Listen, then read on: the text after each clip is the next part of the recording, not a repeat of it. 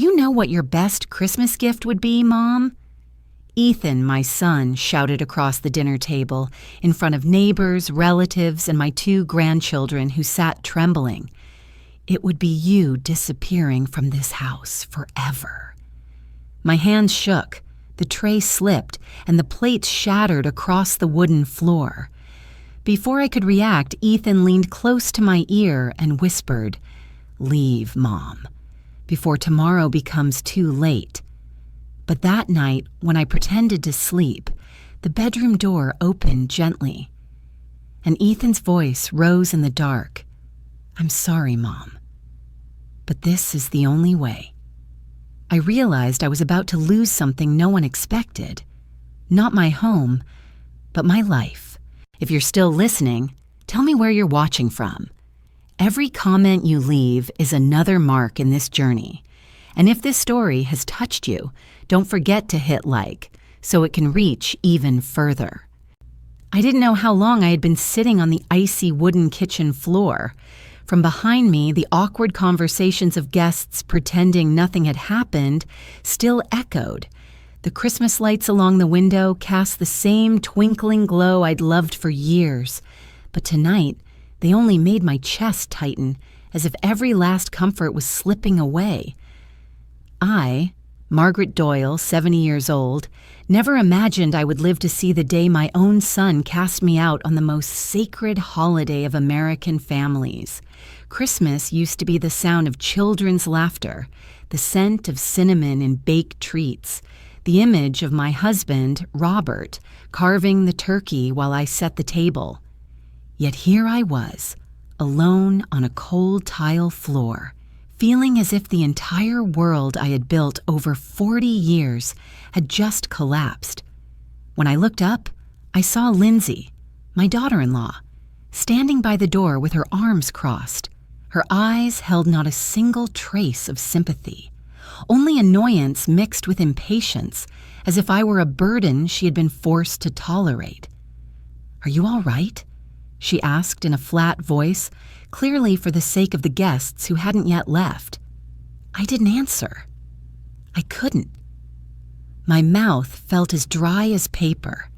Every word stuck in my throat. She glanced toward the living room, then lowered her voice just enough for only me to hear. "Don't make things worse. Don't worry the kids." I knew she meant my 2 grandchildren, Aiden and Mia. They had been sitting pressed together, faces pale, hands clenched tight. When they tried to run to me, Lindsay only had to give them one sharp look for them to freeze. "Don't ask anything," she said, as if everything happening tonight were normal. My heart hurt so deeply I had to hold my chest. As I slowly stood up, the neighbors awkwardly excused themselves. I forced a weak smile at each of them, even though all I wanted was to run out of the house. But this was my home, the house in Santa Fe I bought with a lifetime of savings after Robert passed, the place I chose for my peaceful old age, the place I believed my son would protect, not turn into a stage for humiliation like tonight. After everyone left, Ethan stayed seated, eyes bloodshot from anger or something else. I couldn't tell. He let out a long breath, then walked to his bedroom, leaving behind a hollow silence. That night, I didn't sleep. I lay still, eyes fixed on the dark wall. Every small sound downstairs made my heart jump. I didn't know what Ethan meant by, "Tomorrow will be too late," but I knew it wasn't just a remark thrown out in anger. Something deeper was hidden beneath it, something frightening. Around 3 a.m., I heard footsteps, soft, cautious. I shut my eyes quickly, pretending to be asleep. The bedroom door opened halfway. Light from the hallway spilled in, forming a faint line across the floor. I heard Ethan's familiar breathing. He stood there for a long moment, then whispered, "I'm sorry, Mom, but this is the only way." The door closed. I lay motionless as tears soaked my pillow. I knew the danger had come far too close. The next morning, the New Mexico sun cast its usual warm, golden light into the kitchen, but everything had changed. Ethan and Lindsay acted as if the previous night had never happened. They sat at the kitchen table drinking coffee, discussing Christmas gifts for the kids. Their gentle tones were terrifying in their own way. I felt like I was living in a movie where someone tried to hide guilt behind overly normal behavior. "Good morning, Mom," Ethan said, as if he had never screamed that he wanted me gone from his life. I tried to stay calm while pouring coffee, but when I set the pot down, I noticed a strange envelope on the table, placed right next to Ethan's coffee cup. On it were the bold letters, "Paperwork, for signature only." A chill moved through me. This wasn't just a feeling anymore. Something was happening. When I reached toward it to read more clearly, Ethan instantly covered it with his hand. So quickly, it startled me. "This has nothing to do with you," he said, his voice unnaturally sharp. Lindsay gave a small cough, as if signaling him to stop talking. I watched every movement they made. Everything was too clear. They were hiding something important from me. Something about the house, or something worse. I set my cup down and left the kitchen, but just as I stepped into the hallway, I heard Lindsay whisper, "You need to do it before she gets suspicious." Ethan replied quietly, "I know. There's no other way." A cold shiver traveled down my spine. I returned to my bedroom, shut the door, and locked it, hands trembling so badly I could barely hold my phone. The house I'd trusted had become a place where I had to fear every breath. I looked at the framed photo of Robert and me and wondered if things would have spiraled this far if he were still alive. I had to find out the truth. I had to save myself before it was too late. Ethan's words, "There's no other way," echoed like a death knell in my head. I sat on the edge of the bed, inhaled deeply, and told myself, "Margaret, you cannot let them do anything behind your back. Not again." I decided, from this moment on, I would observe everything, every word, every action, every document. I needed to know what they were planning, and I needed to be one step ahead. Christmas this year was no longer Christmas. It was the beginning of a battle I never wanted, but had no choice but to fight, to protect my home, my life, and my safety. I went back to my bedroom and closed the door softly, as if even the smallest sound could shatter the fragile calm inside me. The morning light slipped through the curtains, spreading a familiar golden stripe across the carpet. This house, the home I paid for with every hard-earned dollar, was still beautiful and warm as ever, but the sense of safety was gone. Every corner, every footstep, every whispered conversation held the shape of a hidden threat. I pressed my hand to my chest, willing my breath to steady. "Stay calm, Margaret," I told myself. "Don't let them see you're afraid." I couldn't act impulsively. One wrong step might place me exactly where they wanted me. I needed to observe, take note, and wait for the right moment. They were preparing something. I had to know what it was. Around 8 a.m., I walked downstairs quietly. I didn't want to join Ethan and Lindsay for breakfast, but I also couldn't let them think I was avoiding them. I needed to keep everything appearing normal until I knew their plan. As I neared the living room, I heard faint voices from the kitchen. I stopped behind the wall, heart pounding. "Have you talked to him yet?" Lindsay's voice, low and urgent. "Tonight," Ethan answered, "before she starts suspecting." I forced myself to stay still. Who were they calling him? A lawyer? A doctor? Someone who could sign documents for them? I heard Lindsay sigh. "I don't want any more delays. You know the situation. We can't let this drag on." "I know," Ethan said, voice tight and low, "but rushing will make it fall apart. She has to think everything is normal. I covered my mouth to stop a gasp. So it was true. Last night wasn't an angry outburst. Ethan was planning something calculated, something that required me to not suspect anything. I took a few steps back, feeling the floor tilt beneath me. I didn't dare listen further, afraid they'd catch me. But every word I'd heard was enough to make my mind spiral. I walked straight to the backyard for air. December in Santa Fe was cold but sunny.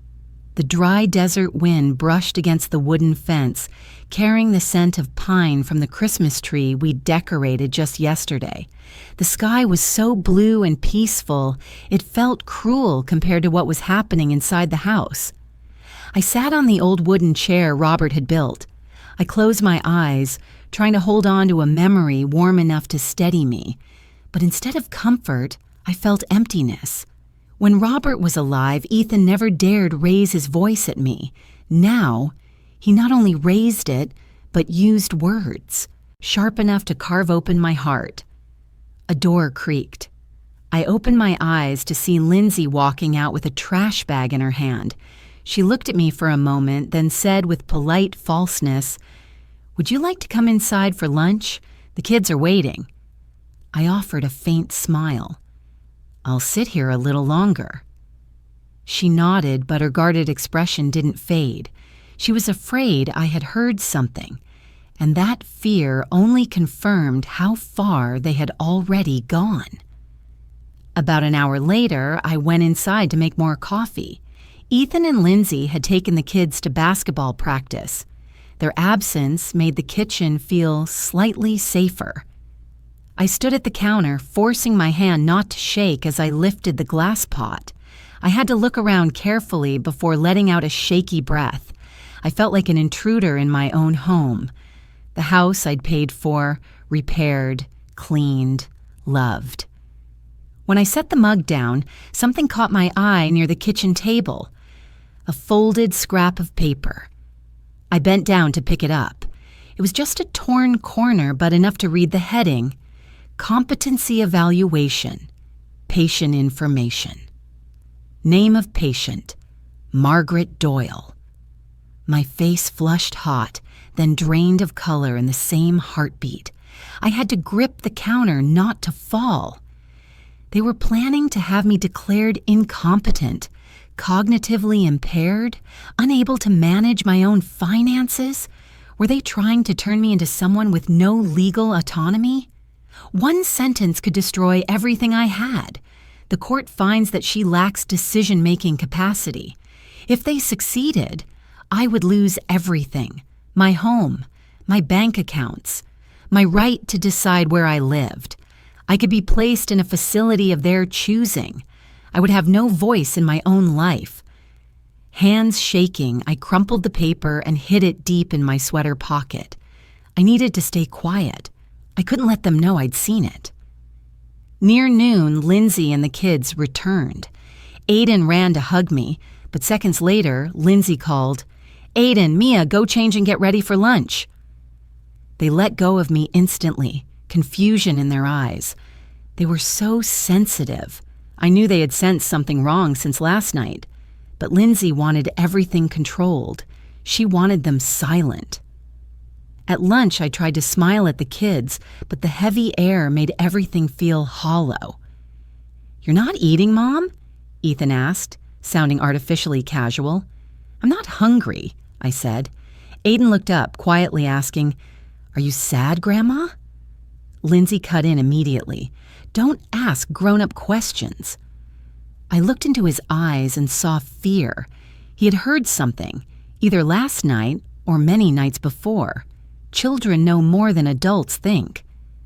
I steadied my hand on the back of my chair. I couldn't react emotionally. I was living inside a house full of secrets, and I had to see through every shadow. That afternoon, Ethan and Lindsay left to buy more Christmas decorations, leaving me with the kids. As soon as the door closed, Mia edged closer and whispered, "Grandma, Mom and Dad said you're going away soon. Is that true?"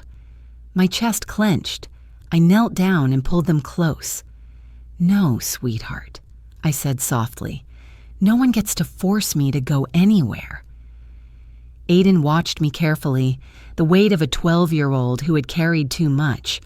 Then he whispered, "I heard Dad say, we have to do it soon or it'll be too late." I don't know what it means, but he sounded scared.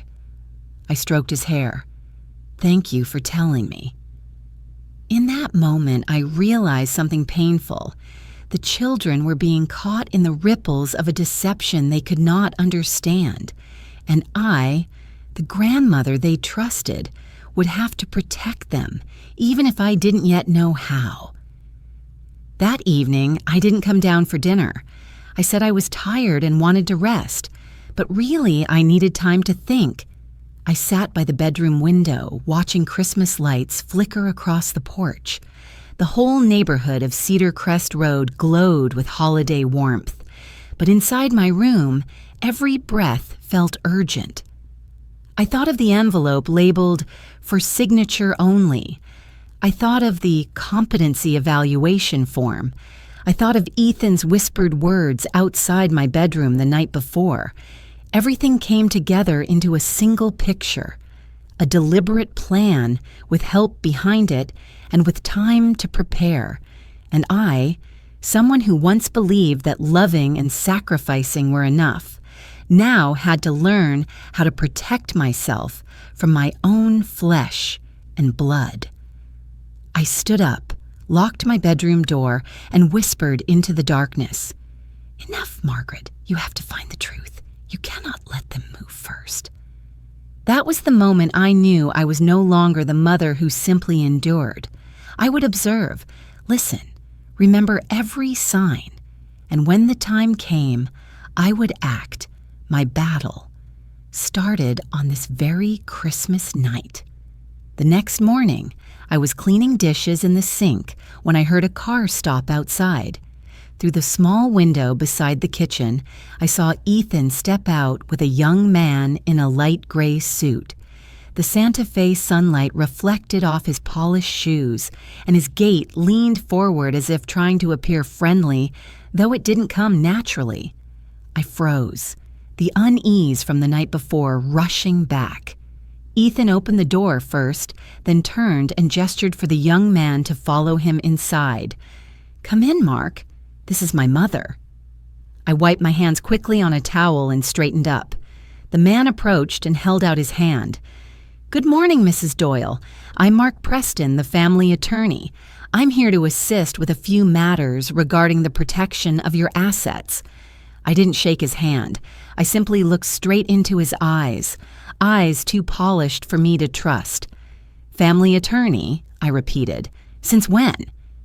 Ethan stepped closer and placed a hand on my shoulder, as if trying to reassure me, but the slight pressure made me shiver. "I hired him to help you with paperwork, you know." "That," Ethan said, his voice gentle but unnatural. "You've been forgetful lately. I just want to make sure everything is handled properly." I stepped away from his hand. "What are you talking about? I never agreed to let anyone review my documents." Mark gave a courteous smile, the kind perfected by practicing in front of a mirror.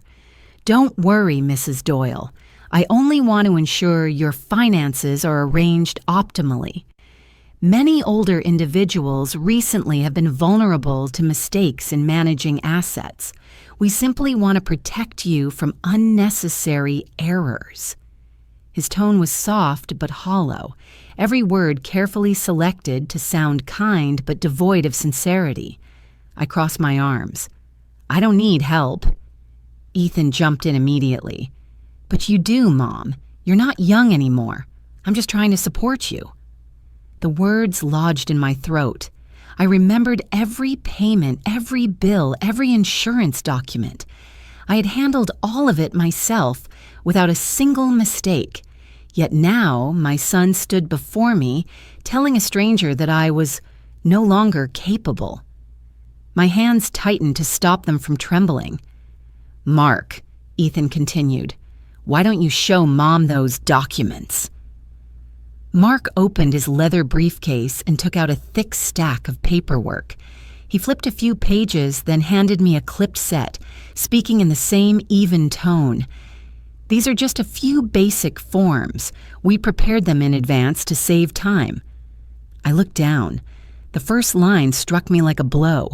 Petition for determination of incapacity. I felt my breath catch. I flipped to another page. Another title, Transfer of Property. Executor Authorization. I stepped back several feet. On the third page, something made my entire body go cold, my signature. But the handwriting was sloppy, uneven, nothing like the signature I had used for decades. "This," I whispered. "I never signed this." Mark frowned, unable to hide the flicker of tension in his eyes. Ethan took a step forward, raising his voice. "You signed it, but forgot. I told you, you've been forgetful." I opened my mouth to respond, but then heard a knock at the door. Before anyone could react, the door opened and a middle-aged man in a fedora stepped inside. It was Patrick Harris, my attorney of 20 years. He glanced around the room once and his steel-cold gaze locked onto Mark. "Good morning, Mrs. Doyle," Patrick said in his familiar, calm tone. "I saw an unfamiliar car outside and thought I'd stop in to make sure everything was all right." Ethan's expression changed instantly. Lindsay came down the stairs, unable to hide her panic. Mark tried to recover his composure. "I'm the family attorney," Mark began. "I'm assisting Mrs. Doyle with—" "Which family?" Patrick cut in, his tone soft but razor-sharp. "I wasn't notified of any change in Mrs. Doyle's legal representation." Patrick's presence made me feel as though I was no longer standing, alone in that room. He walked to my side and glanced at the papers in my hand. His brows lifted slightly. "And what do we have here, Mrs. Doyle?" Ethan jumped in. "It's just some forms Mom needs to sign so I can help manage her assets." Patrick raised a hand, signaling him to stop. He gently took the documents from me and examined each page slowly.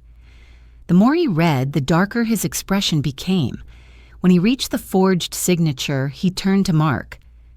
"How do you explain this signature? When did Mrs. Doyle sign it? Where? And with which witness present?" Mark swallowed hard, his face draining of color. "I only handled the final part. Ethan provided the paperwork." Patrick tapped the stack sharply against the table. "I'll ask again. On what basis were these documents prepared?" No one answered. Patrick flipped to the competency certification included with the file Ethan planned to submit. He looked at the doctor's name at the bottom, then let out a cold laugh. "Dr. Elliot Raymond?" he said loudly enough for everyone to hear. "He passed away 18 months ago." Silence crashed over the room. Lindsay turned pale. Ethan stood frozen as if struck. Mark, the so-called family attorney, completely unraveled. I didn't know. Patrick folded his arms, his voice like ice. "You are standing in the home of a woman whose property you and your client attempted to seize using falsified documents. Would you prefer I call the police now, or do you want to leave before they arrive?" Mark's face collapsed. He shut his briefcase, bowed his head toward me, and hurried out the door like a man fleeing danger. The silence that followed made the house feel cavernous. Ethan slammed his hand against the kitchen table. "You don't understand anything. You're ruining everything. I was trying to help you." "Stripping me of my rights is helping me?" I asked, my voice shaking but firm. He planted his hands on his hips and shouted, "If you keep acting like this, you'll lose everything. You'll have to leave the house and it'll be your fault." I stood tall and looked at my son, the child I once held and comforted, now a man I could no longer recognize. "Ethan, I said softly but clearly. I haven't forgotten anything. I remember exactly who is trying to push me out of my own home. He said nothing more. He glared at me with burning resentment, then stormed upstairs, slamming the door so hard the picture frames rattled. Patrick turned to me, his voice gentler again. You need to be careful from now on. I'll handle the paperwork and file an alert with the county office, but you should not be alone with Ethan when tensions are this high. I want you to lock your door tonight. I nodded. For the first time in my life, I realized I had to protect myself from my own son. That night, I locked my door twice. I even placed a chair against the doorknob. Not because I believed Ethan would do something terrible, but because I no longer believed anything was impossible. The Santa Fe moon poured silver light across the wooden floor. I sat there, arms wrapped around myself, thinking about everything that had happened: the forged signature, the deceased doctor, the inexperienced attorney hired to legitimize it all, and my son standing in the kitchen, speaking to me as if I were a burden to be removed.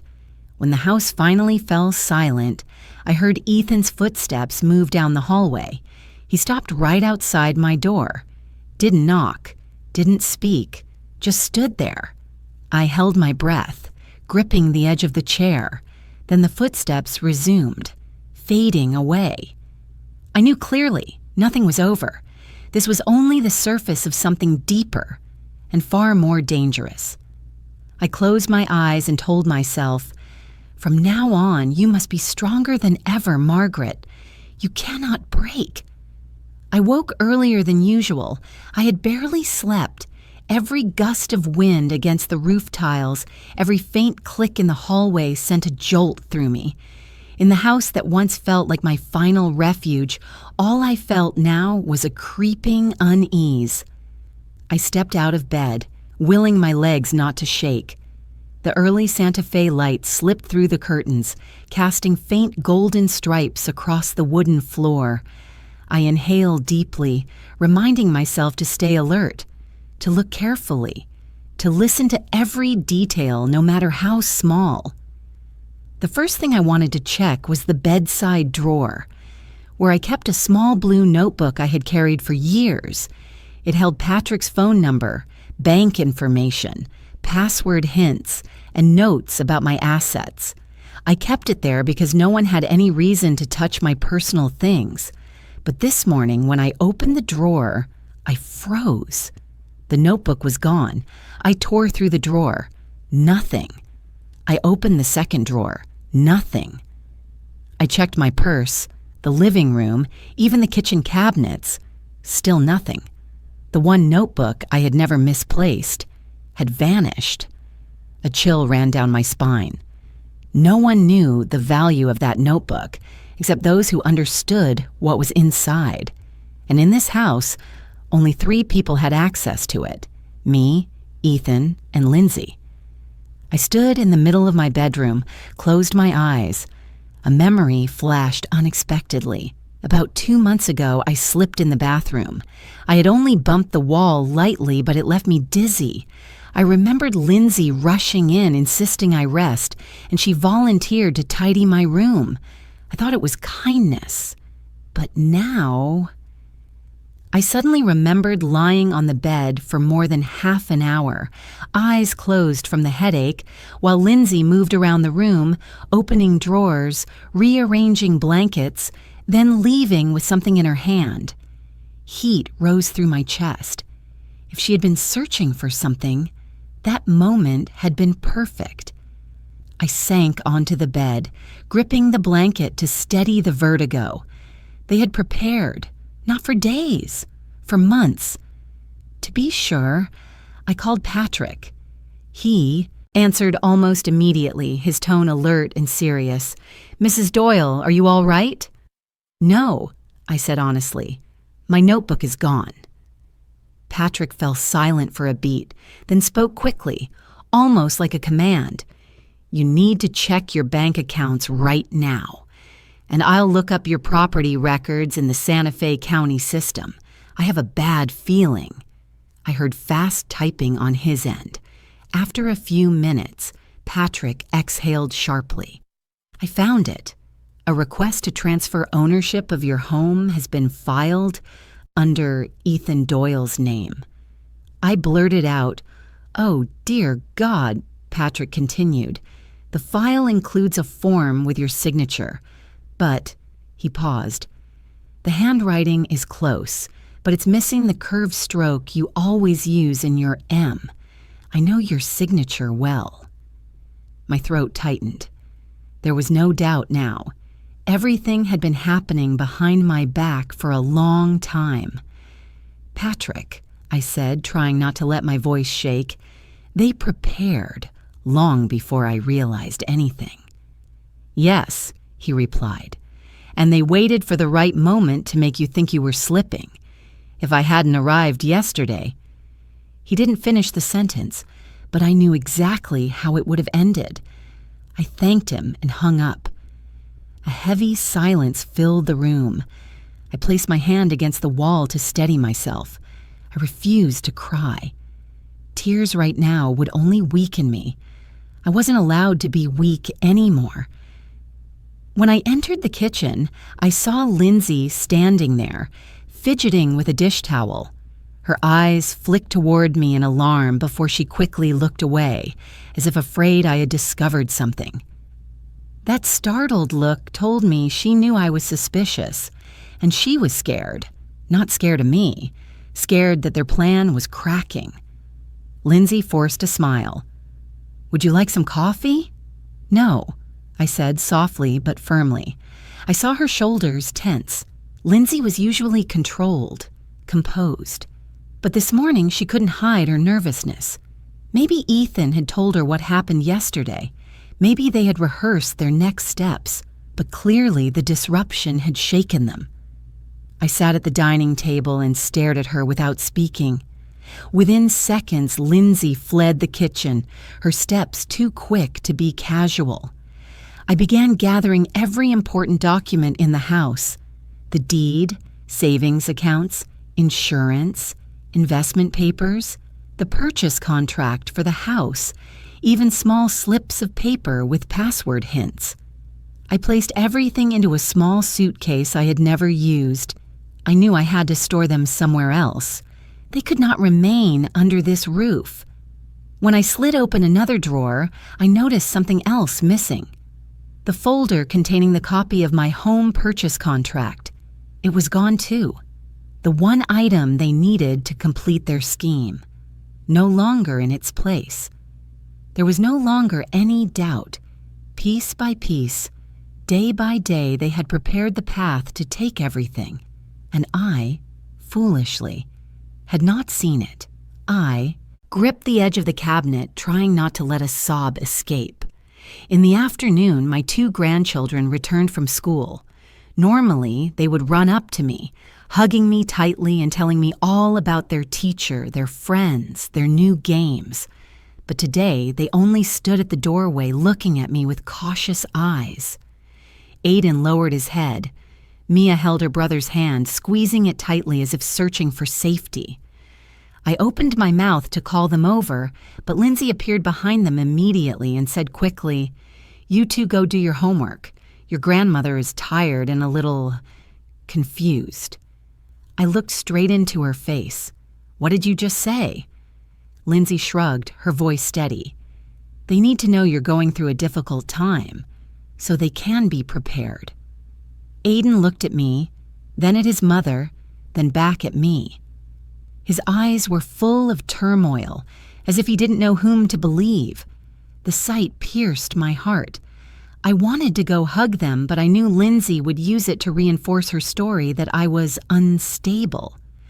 The 2 of them quietly went upstairs, their footsteps heavy.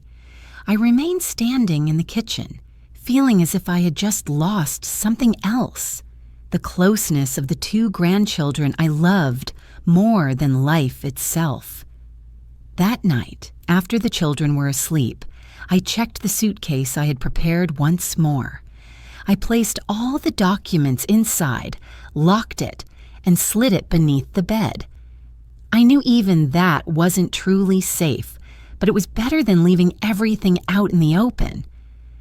As I sat on the edge of the bed, I realized something I had been avoiding for a long time. I was completely alone. No one in this house was on my side. No one wanted to protect me, and the people I loved most were becoming the greatest threat to me. But surprisingly, instead of collapsing, I felt a quiet determination spread through me, a strength I believed only those who had lived through a lifetime of loss could possess. I whispered, as if speaking to the woman in the mirror, "No one is allowed to take my life away from me. No one is allowed to force me out of my own existence. Not again." I lifted my gaze, watching the moonlight cast onto the wall. It wasn't the light of hope. It was a reminder that I still had time. Time to fight.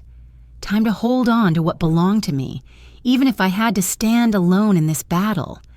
And that night, for the first time in weeks, I didn't tremble with fear. I trembled with anger, with the realization of a brutal truth.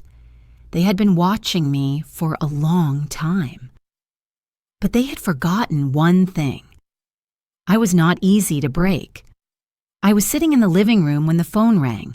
A strange number appeared on the screen. A Santa Fe area code. A bad feeling ran down my spine. I answered, trying to keep my voice steady. "Is this Mrs. Margaret Doyle?" "Yes, I'm speaking." On the other end was the voice of a middle-aged woman, firm but polite. "I'm calling from the Owatizai Santa Fe County Recorder's Office. The paperwork to transfer ownership of the property at Cedar Crest Road is currently being processed. We need you to be present to confirm it before 2 p.m. today." I shot to my feet as if the ground had been yanked out from under me. "I didn't file any transfer paperwork," I said, each word breaking out of my throat. The woman sounded surprised. "Then you'll need to come in immediately to stop the file before we finalize it. After 2 p.m., the process will be very difficult to reverse." I had to grab the back of the chair because my whole body wavered. They had really gone that far. I thanked her and hung up, but my hands were still shaking uncontrollably. I called Patrick right away. He told me to stay calm, that he was preparing to submit an objection to the county, but I still had to appear in person to confirm, and I must not go alone. I set the phone down on the table. There was only one person left whom I could trust, Emily, my only daughter, the child who had left Santa Fe for Denver to build a career, always physically distant, but never emotionally far from me. I dialed her number. When Emily picked up and heard my voice, she immediately asked, "Mom, are you crying? What happened?" I choked up. After a lifetime of being a mother, in that moment I felt smaller than ever. "Emily, Ethan and Lindsay are trying to take the house. They forged documents. They already filed the transfer." Silence on the line, just a few seconds. Then Emily burst out, furious. "What did they do?" I heard her breathing hard, the quick footsteps in her kitchen. She was likely rushing to find her husband. "Mom, you cannot stay there another minute," Emily said, almost commanding. "I'm sending Ben to pick you up. He's leaving right now. Gather all your documents and evidence. Do not sign anything. Do not say anything else to them." I closed my eyes. For the first time in months, I didn't feel completely alone. "Thank you, Emily." "You're my family," she said, voice tight. "I won't let anyone hurt you." After the call, I ran upstairs, opened the closet, and pulled out my suitcase. I gathered everything important: the house deed, the copy of the purchase contract, the savings book, utility bills proving I was the homeowner, email exchanges with the bank, and the forged competency evaluation. I placed everything into a separate stack. I took a few personal treasures as well. The silver bracelet Robert had given me the year we married, the small family photo album from the years we were still whole, and the letter Robert wrote when he first fell seriously ill. A letter I kept in a hidden drawer no one knew about. Each item I picked up felt like a fresh cut across my heart. I had never imagined there would come a day when I had to leave my own home like someone escaping a crime scene. I set the suitcase on the floor, locked it, then sat beside it. Morning. Light filtered through the window, shining onto the suitcase as if it were evidence being carried to court. I took a breath. A long day awaited me. The next morning, I woke even earlier than usual. I brewed a pot of coffee but didn't drink it. My stomach was knotted tight. I just wanted to get this over with. Around 8 a.m., Ethan came downstairs first. When he saw me with the suitcase by the door, he stopped short. "What are you doing?" he asked. But the panic in his voice outweighed any concern. "I'm leaving," I answered, short and clear. Ethan hurried toward me, trying to maintain calm, though his hands twitched slightly. "Mom, you're misunderstanding everything. Yesterday was just a mix-up. I was only trying to help you. You can't just leave like this." "I'm not misunderstanding anything," I said, keeping my eyes on him. "I know what you did. I know about the paperwork you submitted to the county." Ethan's face drained of color. He glanced toward the stairs, where Lindsay had appeared. She stood there with her arms crossed, looking pale. Clearly she knew their plan had completely fallen apart. Ethan turned back to me, dropping the pretense for the first time. "You can't leave this house. You're still my responsibility." I looked directly into the eyes of my son, eyes that once shone with joy on his college graduation day, when he first held his newborn child, when he hugged me after Robert's funeral. But now, those eyes held only the desperation of someone terrified of losing what they had tried to steal. I spoke softly, but every word was a blade. "This house is mine, not yours." Ethan shook his head, as if unable to accept the truth. "Lindsay was just helping with the paperwork, Mom. Don't think she—" I cut him off. "She wants to control everything, and you let her." Lindsay stepped down a few steps, her voice shaking. "You're misunderstanding us. Ethan just wants to make sure everything you have is safe." I turned to her and asked a single question. "Safe for me or for the two of you?" She fell silent, and that silence confirmed everything. I placed an envelope on the kitchen table. Ethan saw it immediately. "What's that?" "I left a few words," I said, "for clarity." I didn't want them reading it while I was still in the house, so I lifted the suitcase and walked to the door. But before stepping out, I turned back and said, "I've reported you, and I won't return until the truth is brought to light." Ethan opened his mouth, but no sound came out. Lindsay nearly collapsed into a chair, all the color drained from her face. I stepped outside and closed the door with enough force to make a statement, not from anger, but from pain. Pain because I knew I wasn't only leaving a house, I was leaving a piece of my life. I stood at the bottom of the steps, rolling my suitcase toward the sidewalk. The Santa Fe morning was crisp. Sunlight stretched across the quiet street, reminding me of all the mornings I'd walked here, greeting neighbors, smiling at children riding their bikes. Everything looked the same today, only I was different. A soft car horn sounded. Ben, my son-in-law, lowered the window. His eyes were worried but determined.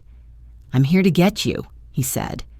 I nodded, offering a weak but genuine smile. He got out, took my suitcase, and opened the car door. As I sat down and looked back at the house one last time, my eyes stung. Not from fear, not from regret, but because I had never imagined there would come a day when I'd leave, and leave behind a son I had loved with everything in me. Ben started the engine. The car pulled away. The house grew smaller in the rearview mirror, and Santa Fe, the place I had lived for nearly 30 years, receded farther and farther. I left in silence, in the sorrow of a mother, but also with the resolve of a woman who knew. This was the first step toward reclaiming her life. Ben drove for hours along the route from Santa Fe to Denver. I watched the scenery slip past the window, low mountains, red earth roads, the small towns I'd passed so many times taking the kids to summer festivals. With every mile, I felt myself pulling away from my old life, but my heart grew heavier. When we reached Denver, Emily rushed out the moment the door opened, wrapping her arms around me. She hugged me so tightly as if afraid that if she let go, I would disappear again. "I'm sorry, Mom. I didn't know things were this bad," Emily said, her voice breaking. I patted her back gently, but I didn't cry. My tears had long dried up. Only an empty ache remained, something no amount of sobbing could ease. Emily took me to the guest room. Clean linens, a faint lavender scent, everything warm, kind, thoughtful. Yet it all felt distant. I sat on the bed staring at my hands, the hands that once held Ethan, raised my children, cared for my husband, carried decades of family life. Now they trembled lightly as if carrying the weight of an entire lifetime of disappointment. "Just rest tonight," Emily said. "Let me handle the rest." I smiled, but it didn't reach my eyes. The next morning, I went downstairs where Emily was preparing breakfast. The smell of fresh coffee filled the kitchen, and soft jazz played from the speakers. Ben was fixing a stuck cabinet door, and Noah, my grandson, sat at the table drawing a robot with crayons. He looked up when he saw me. "Grandma, you're really staying with us?" I nodded. "At least for a while." Noah hesitated, then asked quietly, I heard Mom on the phone last night. Did Uncle Ethan do something that made you sad?" I didn't want to drag him into adult problems, but Noah was 14, old enough to understand disappointment. "Yes, sweetheart," I said softly. "Your Uncle Ethan has lost his way." Noah pressed his lips together. After a moment, he asked, "Grandma, does Uncle Ethan owe money?" I froze. "Why do you ask that?" Noah lowered his head, twisting his crayon. "A few months ago, Uncle Ethan called my parents, said he needed money urgently to start a business. They gave him $3,000, but he never paid it back." Emily turned from the stove when she heard him, pain flickering across her face. "I didn't want to upset you," she said, "but maybe you need to know." I leaned back in my chair. My shoulders felt impossibly heavy. Ethan. Borrowing money from his own sister and not paying it back. My Ethan, the boy who once smashed open his piggy bank to buy me a birthday gift when he was 8 years old, now doing this? My heart tightened. Not because of the money, because of the change in him, the person he had become. Around noon, Patrick called. He got straight to the point. "Mrs. Doyle, I have news. Those two, Ethan and his wife, have been detained for questioning." I gripped the phone. "Because of the forged documents?" "For more than that," Patrick said. "The police discovered Ethan owes nearly $45,000 to a loan sharking group in Albuquerque. The interest is extremely high. They visited your house twice looking for him but didn't find him.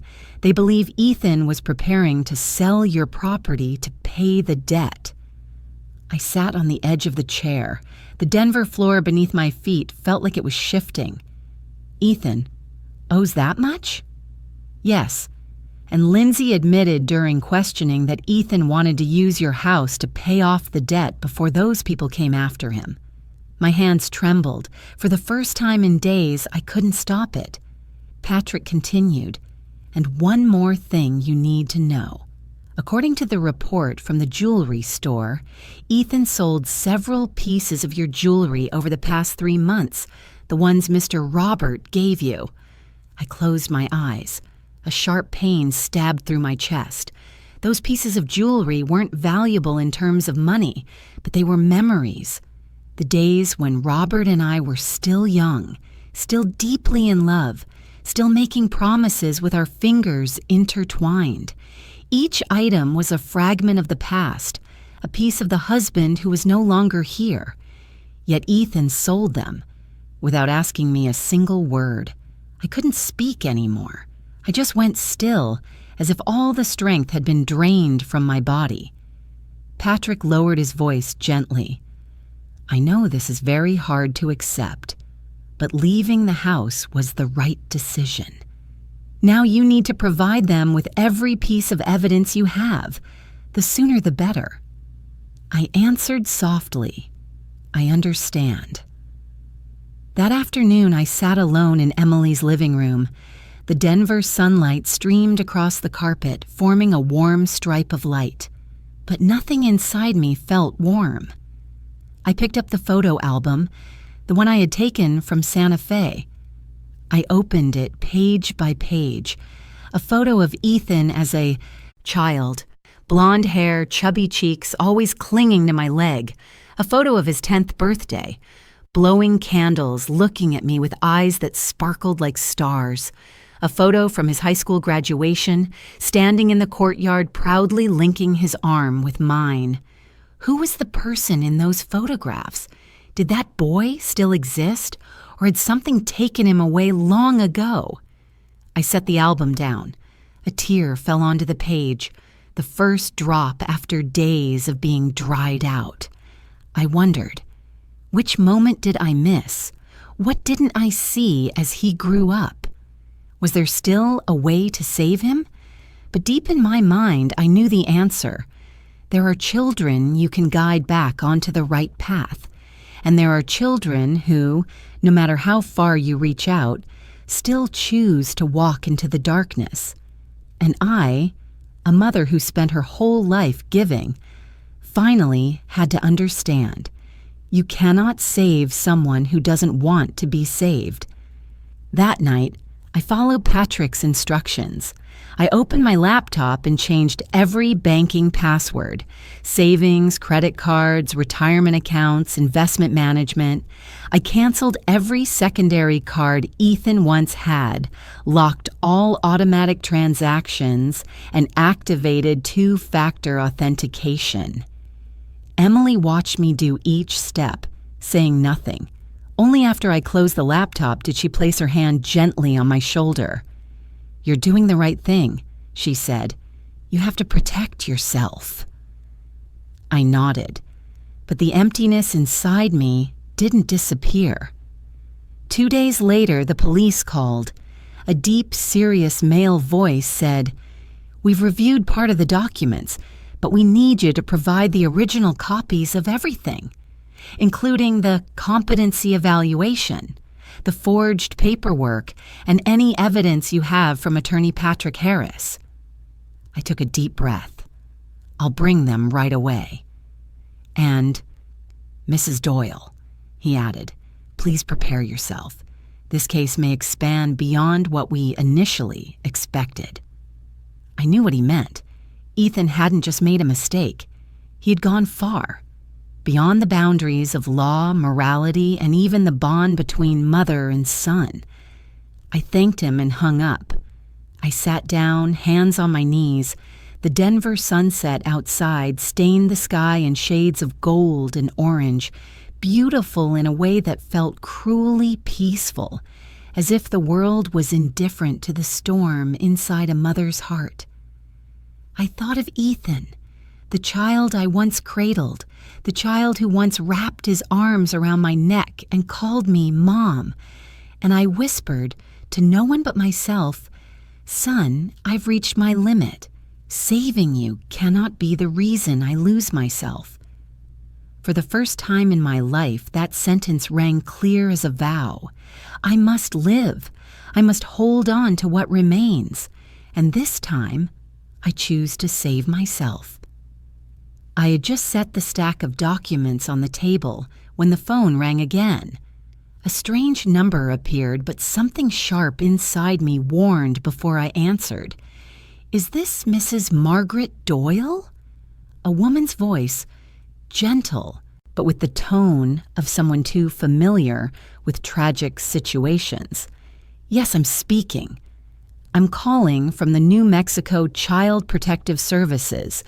We want to inform you that your grandchildren, Aiden and Mia Doyle, currently have no legal guardians."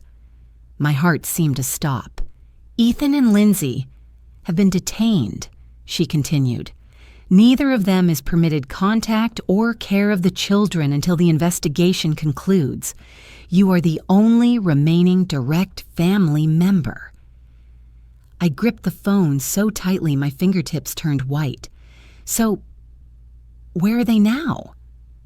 "They've been placed in temporary care near Santa Fe, but by regulation, relatives may assume temporary guardianship if qualified.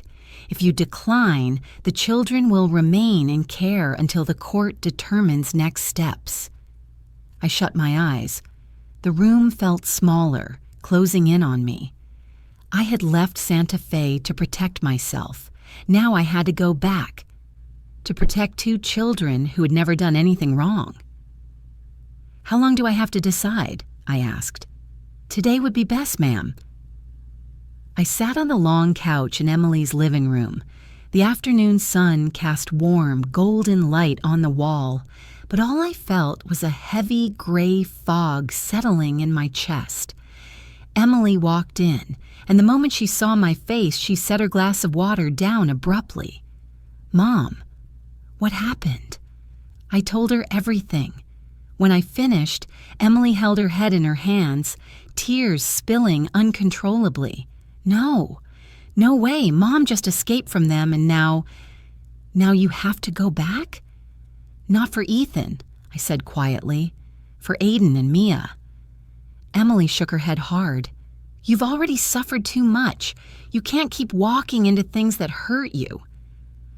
I looked at my daughter, who had left Santa Fe years ago to escape the heaviness in the family. I understood her fear, but even more clearly, I understood this. Aiden and Mia had no one else but me.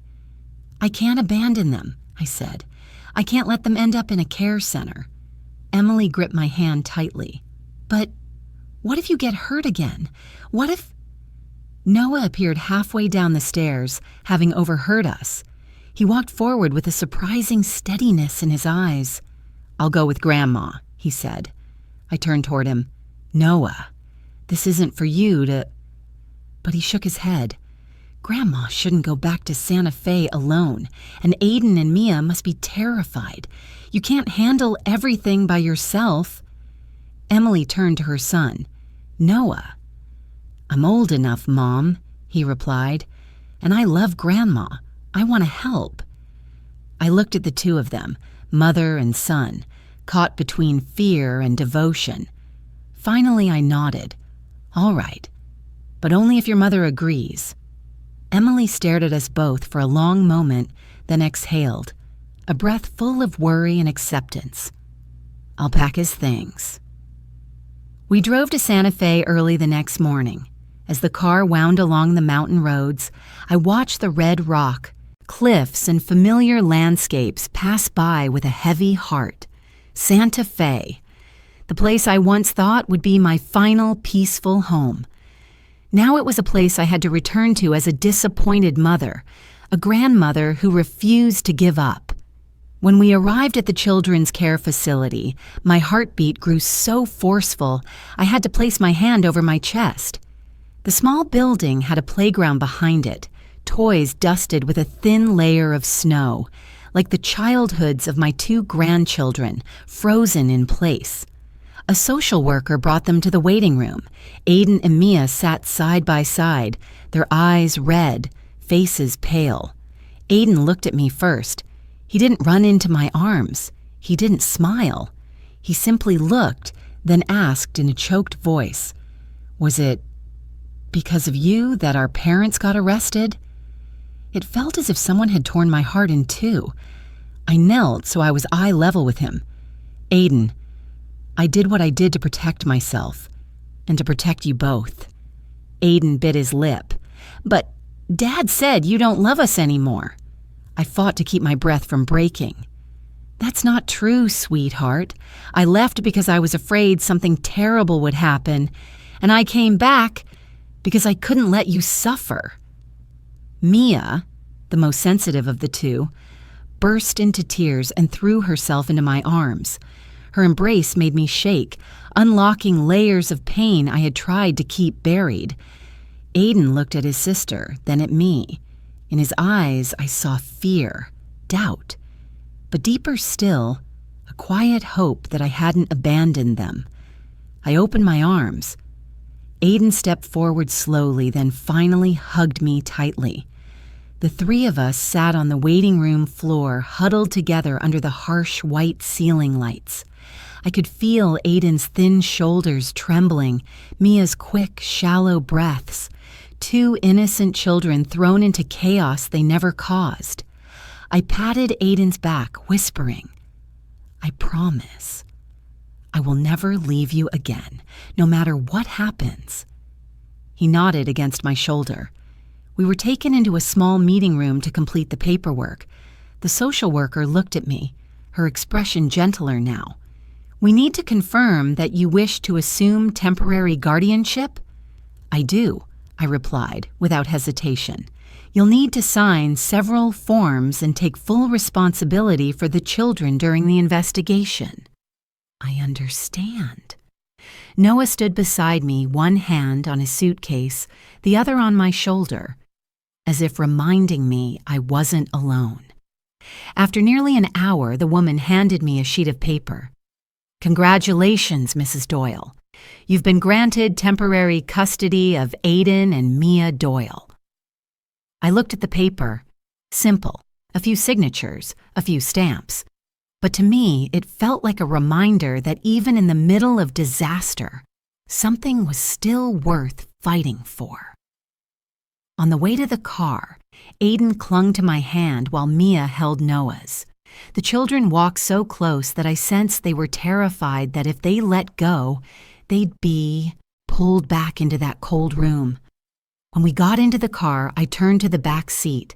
They sat close together, their eyes still frightened, but no longer alone. Noah glanced over and smiled softly. "You're safe now. Grandma and I are here." Aiden lowered his head. "Thank you." I placed my hand on the back of the seat, looking at their small but resilient faces. This wasn't responsibility. It wasn't obligation. It was love, the only thing left unbroken after everything else had shattered. And in that moment, I understood. My life was no longer just a battle to protect myself.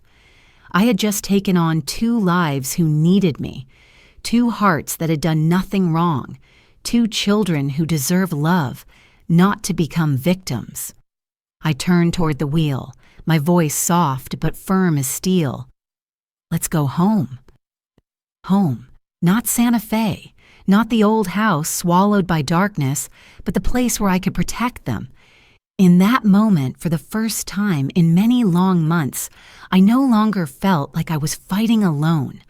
I never imagined a day when I would drive to the Santa Fe County Jail as the mother of someone in custody. But when Patrick called to say Ethan had requested to see me, a part of me knew I couldn't avoid it forever. My two grandchildren were at Emily's house, and Noah was watching them so I wouldn't have to worry. On the way there, I watched the patchy, snow-covered fields stretch out, the bare trees standing still as if observing me. The silver-gray sky pressed heavily onto the roof of the car. I didn't know whether I was going there for answers or to say a final goodbye. The Santa Fe County Jail sat apart from residential neighborhoods, surrounded only by wind and thin ribbons of dust rolling across the ground. When I stepped into the visitation area, harsh white neon lights washed over the cold gray brick walls. The guard led me to a small booth separated by a thick pane of glass. I sat down. The metal chair was cold through my coat. A few minutes later, the opposite door opened. Ethan walked in. I saw my son, yet I didn't see my son.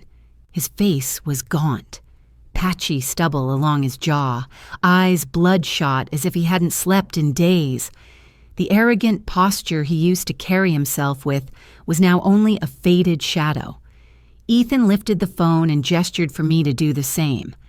As soon as we were connected, the first thing he said was, "Mom, you shouldn't have done this to me." I placed the phone to my ear, trying to keep my voice steady. "You did this to yourself." Ethan took a long breath, eyes locked on mine. "I want to tell you everything. You have to listen." I didn't answer. I just looked at him. Ethan rested his elbows on the metal table, his hands clasped together as if trying to hide the trembling. "You were right. I invested wrong. I trusted a group of college friends. They told me their company was about to land a big contract. I poured everything into it. It was all a scam." I wasn't surprised. I had suspected part of it, but hearing it from his own mouth still tightened something deep in my chest. I lost everything. And then I panicked. I was scared to tell Lindsay, terrified to face the loan sharks. He swallowed hard, lips trembling slightly. "They threatened to kill me, Mom. Threatened the kids, too." I looked into Ethan's eyes, the same eyes that once sparkled with innocence as he ran around our yard, now filled only with overwhelming despair. I borrowed too much. The interest went up to dozens of %. I couldn't pay anymore. I could only think about the house. His voice broke. "Your house was the only thing big enough to save me." I leaned back in the chair, keeping my breathing even. Ethan continued. "Lindsay knew, so she pushed me to do the paperwork. She said if we didn't move fast, they'd really come. You don't understand, I was so scared I couldn't sleep." I closed my eyes for a moment, then opened them again. "Ethan, you can blame anyone you want, but some actions belong to you alone." He shook his head, his voice rising with urgency. "You don't understand. I wasn't trying to hurt you. I was just desperate. I did everything for my kids." I set the phone down for a few seconds, not because the call dropped, but because I needed a moment to contain what was rising inside me. Those words, "I did everything for my kids," were not remorse. They were justification, a kind of manipulation I had spent years refusing to acknowledge. I lifted the phone again. "Ethan," I said slowly, "if you were doing it for your kids, you wouldn't have put them in danger of losing both their parents. You wouldn't have destroyed our home, sold the jewelry your father left me, or said those cruel things in front of them." Ethan turned his face away, unable to meet my eyes. "I know, but you have to get me out. Withdraw the charges. If you do that, I'll get bail. I promise I'll fix everything." I heard the words "you have to" clearly, the familiar tone, the demanding tone, the tone my son had used for years whenever he wanted something at any cost. "Ethan," I asked, "what do you want from me? Do you want me to hand everything over again? Do you want me to trust you again? Pretend you didn't try to take away my life?" He slammed his hand on the table. "Because I'm scared, can't you see that? Because I thought you'd give me another chance." I tilted my head slightly, my voice soft but solid as stone. "You've had too many chances." Silence fell, broken only by Ethan's heavy breaths echoing through the receiver. After a long moment, he spoke again, his voice lower but laced with bitterness. "If you don't withdraw the charges, I swear that when I get out, you'll regret it." Each word stabbed into me like a blade. I stood up immediately. The guard stepped forward, signaling that time was up. Ethan jumped to his feet, slamming his hand against the glass. "You come back here! You can't leave me like this! You owe me!" I looked at him one last time through the glass, and in that instant something inside me dropped, not shattered, but released. My son was no longer the child I raised, no longer the man who once felt grateful, no longer the support I once believed I had. Ethan had become nothing more than a poisonous rope I needed to let go of in order to live. I turned away and walked out of the visitation room as his voice continued to echo behind me, bouncing off the walls and falling onto the cold tile floor. But I didn't look back. When I stepped into the parking lot, the Santa Fe wind hit hard, freezing against my face, but I felt myself breathe, deep, long, real, as if I had just walked out of a room that had been sealed shut for years. I called Patrick as soon as I got into the car. "Mrs. Doyle," he answered immediately. "How did the meeting go?" I stared straight ahead, my voice firm. "I'm not withdrawing the charges." There was a pause, and then Patrick spoke, gently but with unmistakable respect. "You just made the best decision of your life." I leaned my head back against the seat and closed my eyes. Right or wrong, I didn't know. But I knew one thing. I couldn't save Ethan anymore, and I couldn't let him pull me under with him. "I'm no longer the mother willing to sacrifice everything," I said. "I'm just a woman who has to protect herself and her 2 grandchildren." Patrick exhaled, the sound of a weight lifting. "Right now, you are the only one who can protect what remains." I opened my eyes and looked at the Santa Fe sky turning the color of sunset. A familiar sky, a familiar city, but I was no longer the woman I once was. "I understand now," I said. "A mother can forgive, but she cannot erase wrongdoing. She cannot return to the place where she was hurt." And for the first time in many years, I felt myself standing on my own side. Time passed faster than I expected. Only a few weeks after the jail visit, the official trial date was set. During those weeks, I lived in a mix of nerves and quiet determination. Aiden and Mia started attending a temporary school in Denver, and I worked with Patrick nearly every day to prepare my statement. On the morning of the trial, light rain fell over Denver, thin droplets clinging to the windows like unfinished lines someone hadn't completed.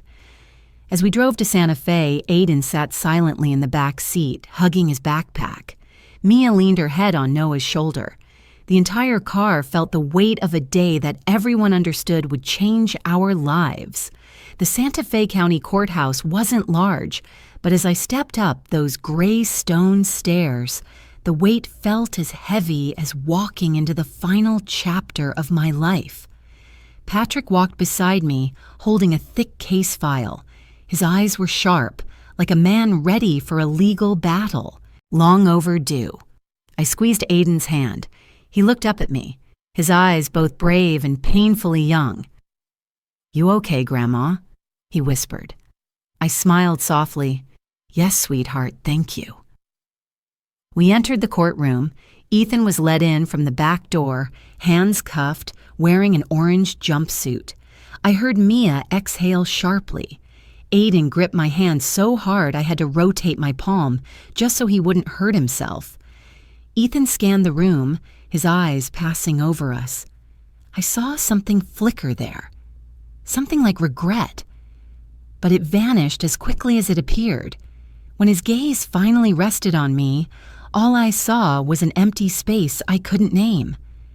Lindsay sat in the defendant's row in front, not in cuffs.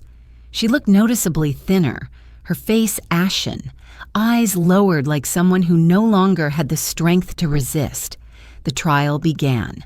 The prosecutor read the list of charges: forged documents, property fraud, signature falsification, conspiracy to seize ownership, illegal sale of valuable assets, willful exploitation of an elderly person, and debt tied to a violent lending group.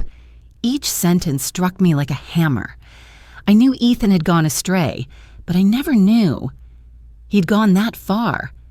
Then it was Lindsay's turn to take the stand. She stood there, voice trembling, fingers gripping the edge of the podium as if she would collapse without it. I admit I was involved," Lindsay said. "I knew Ethan had taken out violent loans. I knew he was panicking, and I didn't stop him. I pushed him to keep signing." "Why?" the prosecutor asked. Lindsay lowered her head. "I was scared. I was scared they'd hurt us. I was scared we'd lose the house, lose our kids. I thought, if we acted fast, no one would notice." Her voice cracked. "But when I saw Mrs. Doyle get dragged into it, I realized we went too far." I looked at Lindsay, the woman who once stood in my kitchen helping me cook, who spent Christmas with me, who once called me Mom. Now she was here, confessing everything, but unable to undo what she had helped cause.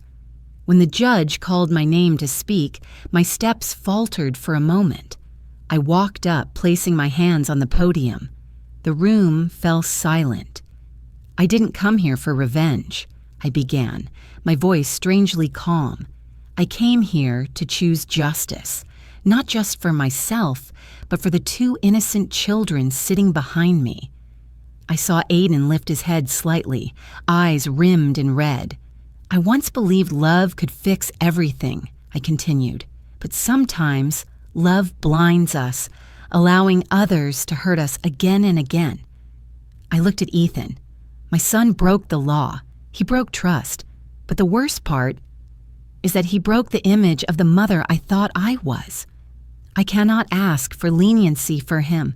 I cannot save him from the consequences of his own actions, but I do hope he learns something from today. My voice softened. I choose truth. I choose peace for my grandchildren, and I choose to stand on my own side. I stepped down. The courtroom remained silent. The prosecutor presented the final evidence. Ethan's attorney tried to argue he had been coerced, pressured, mentally unstable. But the documents, emails, security footage, and Lindsay's testimony proved he acted not only from fear, but from greed and uncontrolled desperation. Finally, the judge stood, his voice clear, firm, without hesitation. Defendant Ethan Doyle is sentenced to 5 years in state prison for fraud, document forgery, and conspiracy to seize the property of an elderly person. I heard Mia let out a small sob. Defendant Lindsay Doyle is sentenced to 2 years of probation, required to attend a rehabilitation program and pay financial penalties. Lindsay lifted her hands to her face and cried quietly. Ethan stood alone in the defendant's area. He didn't shout, didn't resist. He only stared down at the tile floor, like someone who had just lost the last thing he had to hold on to. And in that moment, I knew all of us had lost something. No one was leaving that courtroom intact. When I stepped out of the courthouse, the early afternoon Santa Fe breeze blew gently, carrying the smell of damp earth after the rain. I stood at the top of the steps, looking at the gray-blue sky, feeling less heavy than in the days before, but not fully relieved either. Aiden walked toward me, holding Mia's hand. They stood in front of me, tears still clinging to the corners of their eyes. "Grandma," Aiden began cautiously, "do you hate our dad?" The question pierced the deepest part of my heart like a thin needle. I knelt down and placed my hands on their shoulders. "No, sweetheart," I said, my voice soft enough that it surprised even me. "I don't hate your dad, but I have to protect us, even from the people we once loved the most." Aiden bit his lip, eyes glistening. Mia leaned her head onto my shoulder and whispered, "Please don't leave us again." I wrapped both of them in my arms. "I promise." In the weeks after the trial, our lives began to shift slowly. Emily helped me complete the paperwork to become their long-term guardian. Noah did homework with Aiden every night. Mia started sleeping through the night again, no longer waking from nightmares. And I began learning how to live as a woman who has the right to choose peace. One afternoon, I sat in Emily's kitchen, looking at the stack of documents Patrick had sent.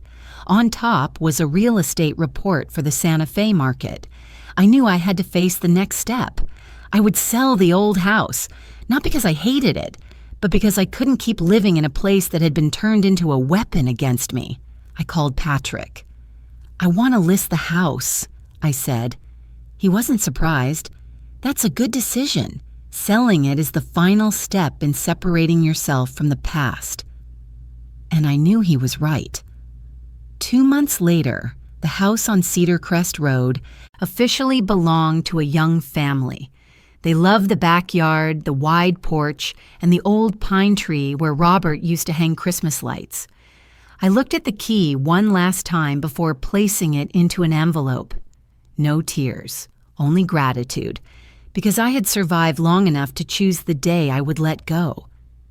With the money from the sale, I bought a smaller home in Denver, a 3-bedroom house with a backyard for tomatoes and a living room full of sunlight. Not luxurious, not large, but when I stepped inside, I felt something I hadn't felt in years. Warmth. Aiden ran from room to room asking, "Grandma, can we put the Christmas tree in this corner?" Mia opened the window, squealing because the neighbors had a dog. Noah helped me check every light switch, and I stood in the middle of the living room, placed my hand on the wall, and felt the strength of the wood under fresh paint. A smaller house, a newer life, a calmer heart. I didn't know what the future would hold, whether Ethan would change, whether the children would fully heal, but I knew one thing. We were starting over. Not from fear, but from freedom. The first few days in our new Denver home felt like stepping into a kitchen after a storm. Everything still messy, rough around the edges, yet offering a chance to rebuild life in our own way. I, Aiden, and Mia stood in the middle of the empty living room, surrounded by unopened cardboard boxes. "Grandma, can this rug go in the middle of the room?" Mia held up a small cream-colored rug. "Of course," I smiled. "We'll put the coffee table right on top of it." Aiden stood at the big window, watching the morning light pour in. "Grandma, can we put a big armchair here so Mia can read?" His question made my heart catch for a second. There was a calmness in his voice, something I hadn't heard in him through all the chaos months earlier. "Of course, sweetheart," I said. "We'll make this the coziest corner in the house." He nodded, his eyes softening. Little by little, the new home began to look like a family. Noah stayed with us for 3 months to help me settle in. He'd grown so fast. Standing next to me, he looked more like a young man than the child who once rode a tiny bike in circles around me. He installed shelves, tightened cabinet handles, changed bulbs, and even hung curtains in each room. One evening, Noah swept the back patio while I stood on the porch with a warm cup of tea. "Do you feel more at peace now?" he asked. I looked at the golden sky, took a deep breath. I think this is the first time in years I truly feel safe. Noah smiled, his eyes so gentle it made me want to hug him. "You deserve this peace." One morning, while reorganizing the kitchen cabinets, I accidentally touched the old mixer. the one I brought from Santa Fe, untouched for so long. I hadn't baked in almost 10 years. Each time I saw it, I remembered Robert teasing me about adding too much sugar to the cookies. Aiden walked in as I stood staring at the mixer. "Grandma, what are you making?" he asked, tilting his head. I smiled. "I think it's time to make apple pie again." Mia heard that and dashed down the stairs. "Apple pie? You said that was Dad's favorite." Her words made my heart pause for a moment, but then I smiled. "Then today we make a pie for everyone." The three of us crowded around the kitchen. Aiden carefully peeled apples. Mia kneaded dough, flour sticking all over her nose. And I let my hands do something my heart had forgotten how to do, create sweetness after years of trembling and fear. When the pie finished baking, the smell of apple and cinnamon filled the house, bringing back memories of old autumns. Memories that had never disappeared, just been buried. Aiden took the first bite, his eyes lighting up. "Grandma, it's been so long since the house felt like a real home." His words nearly brought tears to my eyes. Peace was growing, one day at a time. Then one afternoon I received a message from Lindsay. "I'm sorry. I know I have no right to ask, but I want to see the kids. If possible, please give me a chance." I stared at the message for a long time, not because I was still angry, but because I wanted to respond with clarity, not the remnants of old pain. I called her. Lindsay's voice was so weak I had to bring the phone closer. "Margaret, thank you for answering." "I didn't answer to scold you," I said. "I answered for the children." She broke down crying. "I know I was wrong. I let fear control me. I let Ethan drag me into everything, and I hurt you. I hurt the whole family." I stayed silent, letting her continue. "You don't have to forgive me. I just want to see Aiden and Mia under the court's visitation rules. I want them to see their mother trying to make things right." I took a slow breath. "All right, but any visit will be supervised by me or someone I trust." "Yes, anything. I just want a chance." When we hung up, I rested my hand on the table. My heart felt heavy, but not hurting the way it once did. Maybe because I finally understood that forgiveness wasn't about erasing wrongdoing. It was about freeing myself from carrying anger forever. Emily's family visited every weekend. The house was always full of laughter. Noah telling school stories, Emily spinning the kids around in the living room, Ben fixing the faucet that kept rattling. I watched them, feeling warmth seep into every empty place inside me. I was no longer the woman dragging a suitcase out of Santa Fe, no longer trembling in the dark, afraid Ethan might be at the door, no longer the mother weeping for a grown son who no longer knew love.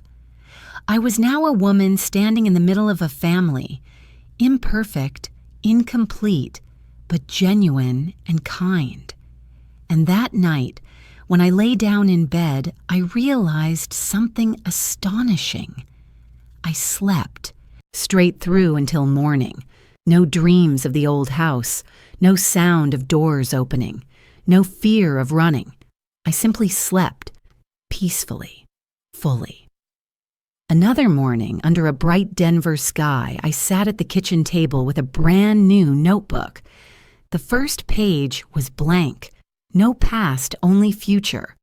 I wrote the first line, a new life plan. I wasn't young enough to start from scratch, but I was strong enough to start from myself. I listed small things. Take a weekend art class. Start a neighborhood baking group. Save money to take Aiden and Mia to the Grand Canyon in summer. Plant a vegetable garden in the backyard. Call Emily every Sunday night. Send Ethan a letter. Not angry, but clear in boundaries. I wrote until the page was full of things I thought I had lost: hope, plans, small dreams of old age. When I set the pen down, I looked outside. Aiden rode his bike around the yard, Mia drew pictures on the steps, and Noah helped fix the wooden frame in the corner of the garden. Sunlight fell on their hair, glowing like a promise that life, even when shattered, could still become beautiful again. I took a deep breath, feeling light the way I had felt after leaving the courthouse. And I understood. I wasn't just rebuilding a house. I was rebuilding myself. A woman once betrayed, dismissed, stripped of her autonomy, now standing firm on her own 2 feet. A mother once broken, now learning to love herself before anyone else. And a grandmother once in despair, now finding hope in the eyes of her grandchildren. Life never promised to be easy, but it remained beautiful, especially now that I had chosen to stand in my own light. The next Christmas came faster than I expected. A year had passed, yet sometimes I still jolted at the realization that I no longer lived in fear as before.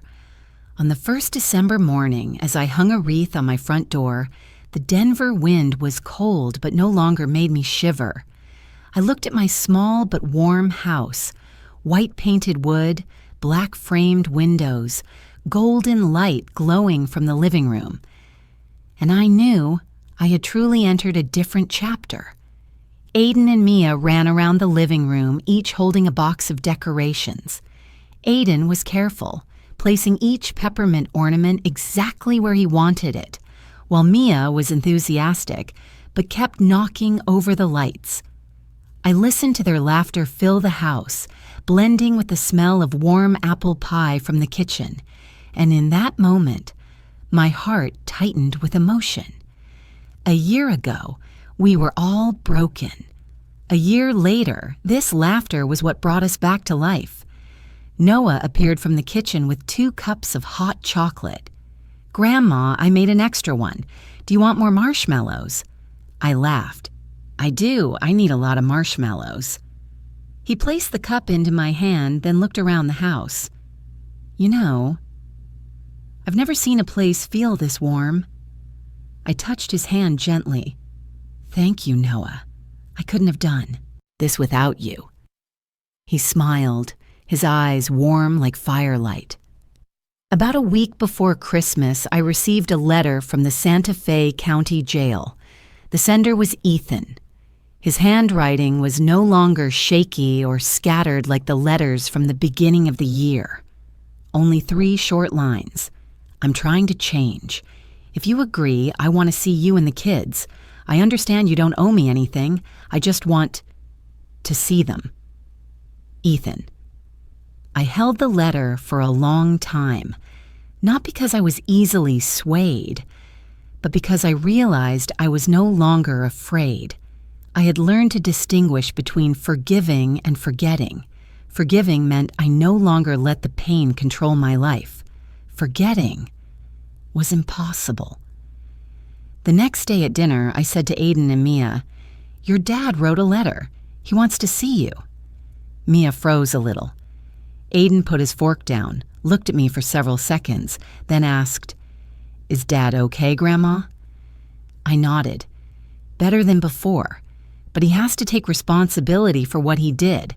I'm not withdrawing my complaint, and I'm not posting bail, but meeting him is allowed if the 2 of you want to." Aiden looked at his sister. Mia held his hand. After a moment, Aiden nodded. "I want to see him. I want to know if Dad really changed." His answer made me exhale in relief, not because I wanted to push them into any confrontation, but because I wanted them to understand that the truth, even when painful, must be faced. We drove to Santa Fe on a sunny but icy cold morning. The road was long, but Aiden and Mia sat together quietly, no longer tense like before. When the detention center appeared in the distance, Mia squeezed my hand. "Grandma, what if I get scared?" I stroked her hair gently. Then you just hold my hand. We'll walk in together." The visitation room was cold, lit by pale fluorescent lights. Footsteps and metal locks echoed steadily. When Ethan walked in, Aiden stood up abruptly and then sat back down as if unsure how to react. Ethan looked very different. His hair was trimmed neatly, his beard shaved. His eyes no longer carried the frantic confusion from the year before. Instead, there was a quiet stillness. Maybe it was because prison forces people to look inward. Or maybe he finally realized what he had lost. "Hi, Mom." He spoke so softly, as if afraid I might turn and walk away. I didn't move. "Hello, Ethan." Then he looked at his children. Mia remained behind me, but Aiden stepped forward on his own. "Dad." His voice dry like midsummer sand. "Are you doing okay?" Ethan swallowed hard. "Yeah, better than before." The three of them sat down.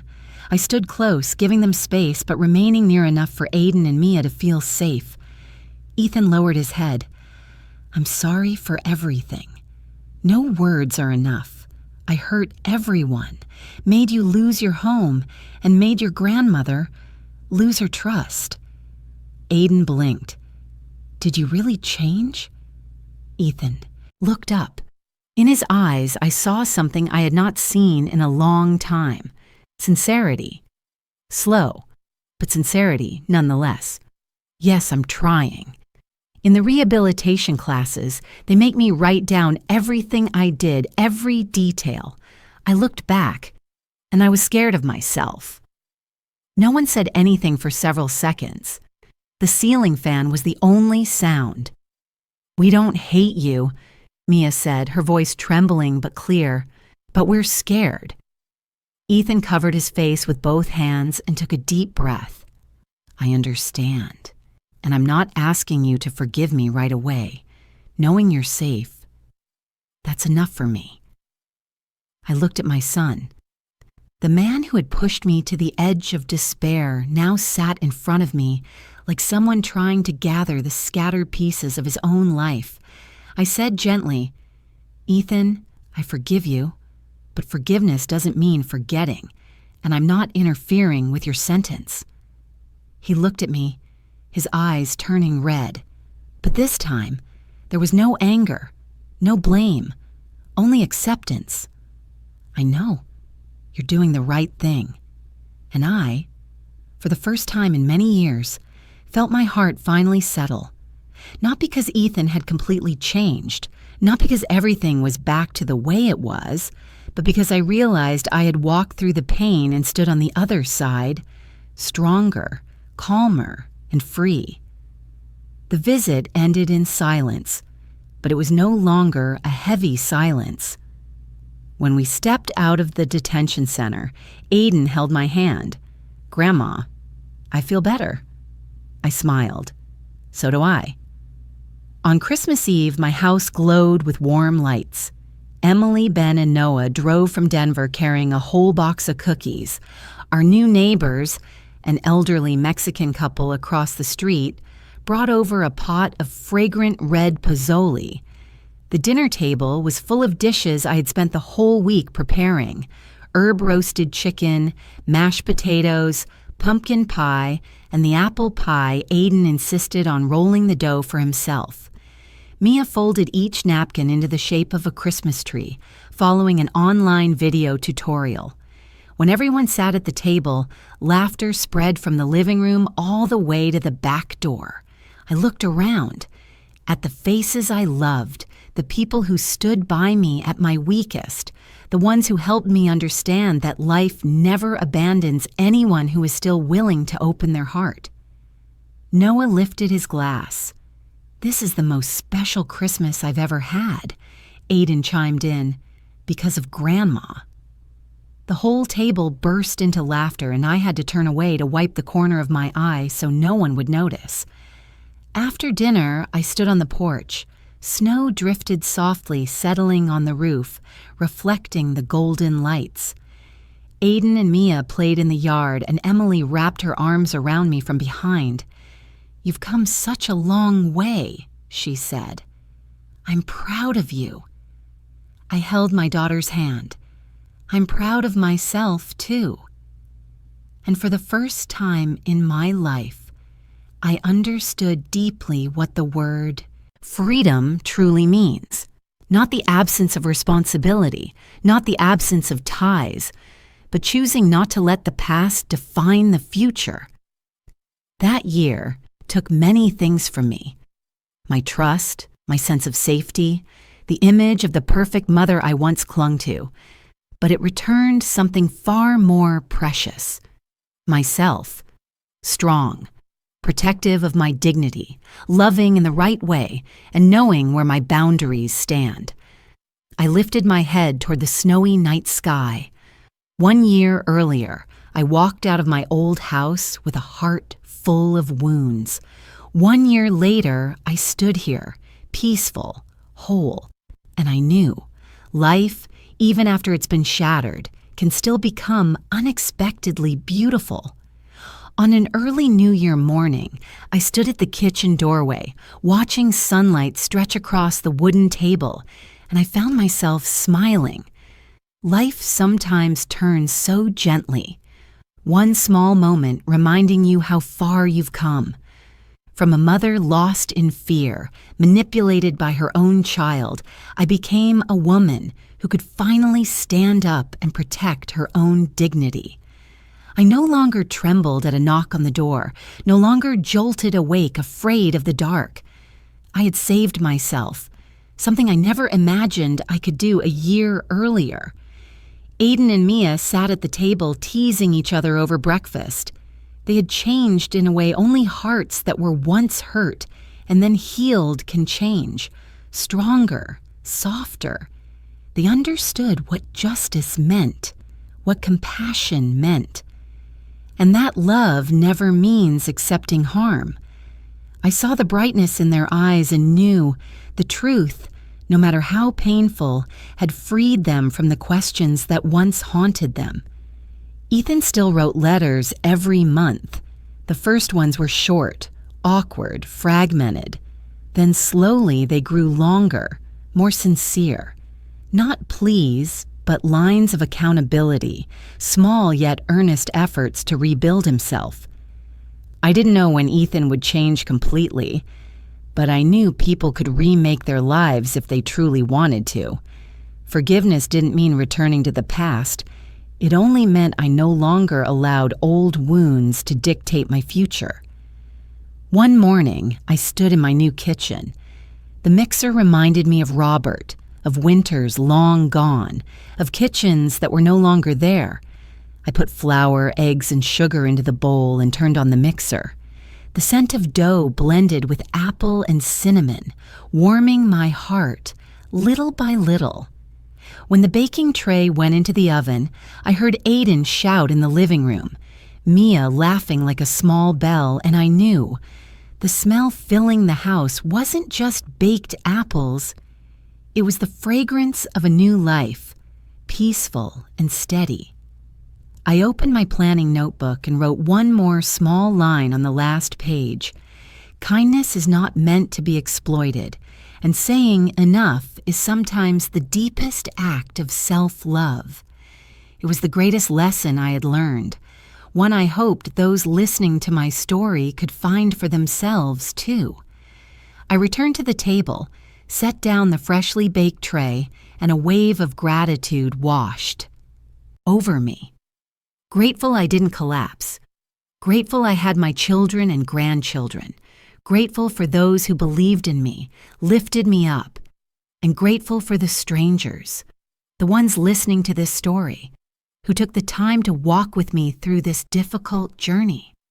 I looked straight into the camera, or rather into you, the person hearing my story. "Thank you," I whispered. "Thank you for being here, for listening to the story of a grandmother who dared to stand up for herself. Because of you, this journey feels less lonely." I want to ask you something. The way people do when sitting together by a warm fire, where are you listening from? Do you think I did the right thing choosing justice over silence? Please leave a comment. I truly want to hear your thoughts. And if this journey touched your heart, if you saw a piece of yourself somewhere in the pages of my life, I hope you'll stay with me just a little longer. Please like, subscribe to the channel, and come back for the next stories. Not just mine, but those of ordinary people learning to rise, to heal, and to love themselves again. My voice trembled slightly, not from sadness, but from emotion. I placed my hand over my chest, feeling the steady beat, the heartbeat of someone who had walked through storms and found peace again. Thank you for spending your time with me. May you always be strong enough to protect yourself, just as I learned to protect me. And with the fresh golden pie in the oven and the sunlight pouring through my kitchen window, I closed my story. A chapter that began in brokenness, but ended in hope, courage, and love for myself.